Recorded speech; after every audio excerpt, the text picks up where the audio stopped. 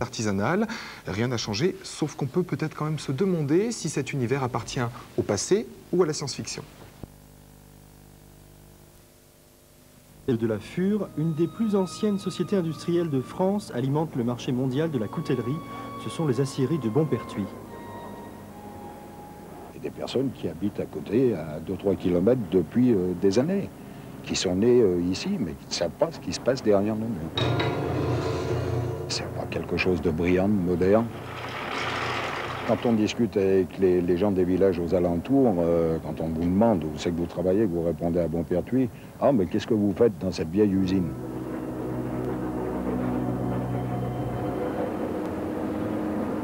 C'est exceptionnel dans la mesure où c'est effectivement la première fois où une équipe de télévision se promène dans les ateliers.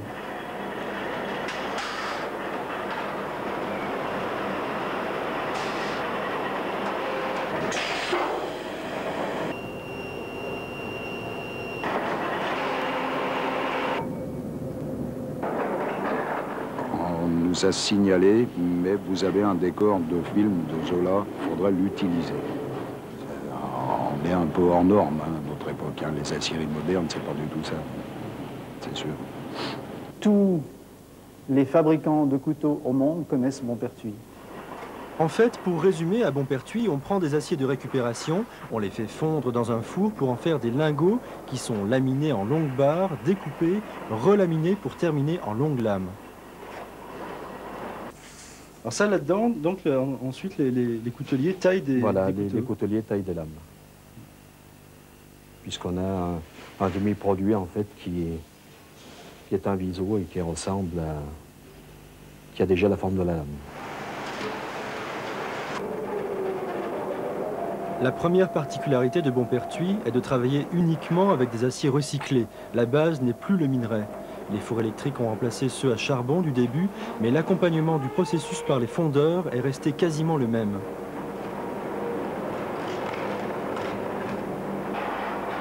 C'est le four d'élaboration, c'est un four électrique à arc, une capacité de 3 tonnes, qui permet de porter la température du métal à 1650 degrés.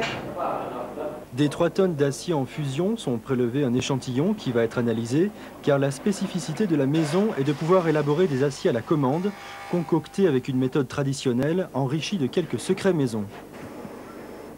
Il y a toujours l'intervention humaine, un peu, par exemple, à l'acierie, comme une cuisine où on ajoute quelques petits éléments, du chrome, du molybdène, on vérifie, on revérifie, c'est un peu une cuisine, on met tout dans la marmite, on vérifie continuellement, c'est un peu la surprise quand on arrive à Bompertuis.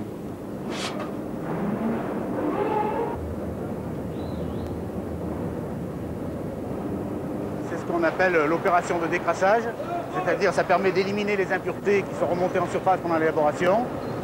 On sort le liquide, c'est ce qu'on appelle le liquide. Donc on fait une opération d'écrémage du métal. On va éliminer le liquide jusqu'à ce que le fondeur voie apparaître le bleuté en surface du métal. Bompertuis nourrit de nombreux contrastes et les opérations surprenantes ne manquent pas, comme cette étape où on utilise des boules de neige qui rentrent dans un des secrets de la recette maison. Les aciéries de Bompertuis ont été fondées en 1434. 5 siècles plus tard, les technologies ont évolué, mais la production d'acier se fait encore à une échelle artisanale où l'homme est omniprésent. Et cette différence avec les grandes aciéries traditionnelles totalement automatisées force l'admiration. Donc je m'appelle Mabille Pierre, je suis chef d'aciérie, donc responsable d'une aciérie avec 2 fours à arc. Je m'appelle Olivier Pittet et je suis chef d'équipe à l'aciérie. Guillaume André, aide fondeur et fondeur.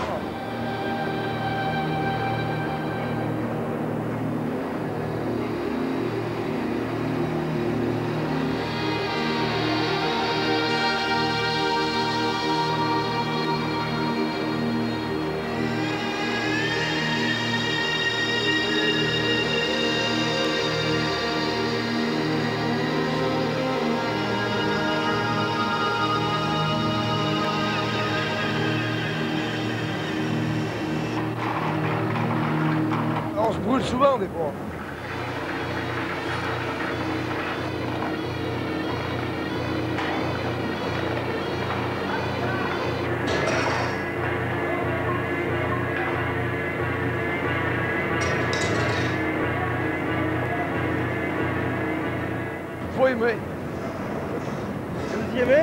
ça va bien parce qu'on est une bonne équipe de copains. Comment? On est une bonne équipe et on s'entend bien, c'est pour ça.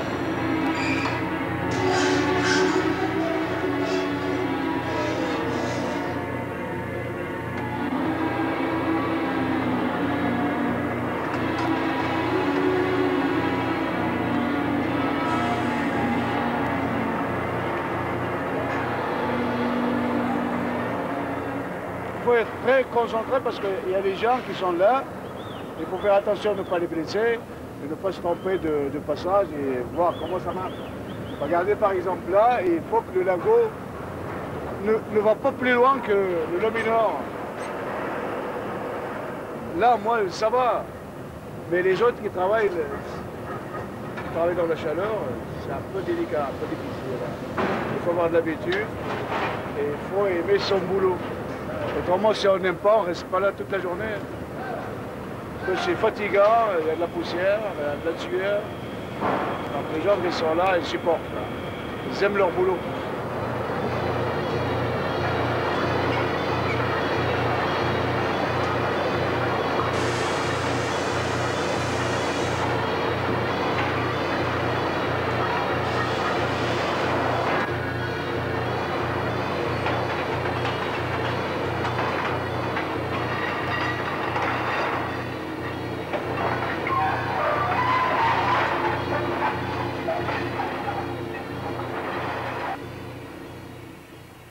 On n'a pas de droit à l'erreur. L'aminage manuel, si la personne se manque, il peut y avoir des conséquences très graves. Dur physiquement. Et encore, là, vous filmez une période de l'année où les conditions climatiques sont quand même relativement favorables. En plein été, c'est autre chose. C'est vraiment autre chose. La température monte très haut dans les... Oui, au niveau de la Syrie, on arrive à des températures qui sont très, très importantes. C'est dans une autre partie de l'entreprise, plus actuelle, que l'on trouve des ouvrières. C'est aussi là que se font les dernières étapes de finition, de préparation des envois. Les aciers partiront en Suisse, en Allemagne, en Angleterre, en Suède et dans bien d'autres pays. Tout le monde connaît le Laguiole. Les lames des couteaux Laguiole sont généralement faits dans des aciers Bonpertuis. La majorité, en tout cas, des couteaux fabriqués à Thiers, qui est le centre de la coutellerie française, sont fabriqués dans des aciers fabriqués à Bonpertuis.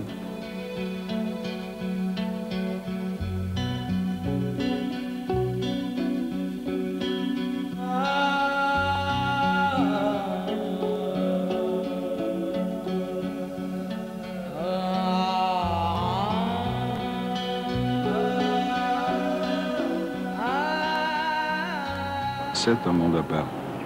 Je dirais que Bonpertuis, si on se fait prendre par le virus, on reste 20 ans, 25 ans, autrement, on part dans la journée. Ça, on l'a vu. Sur des embauches, pas finir le poste. Et c'est une boîte de fous, on s'en va. Et quand on est...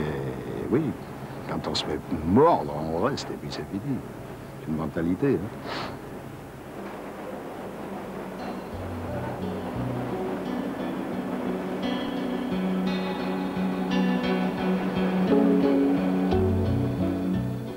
Les images que l'on doit à Gérard Labrie, qui est là-bas sur la caméra, enfin derrière la caméra.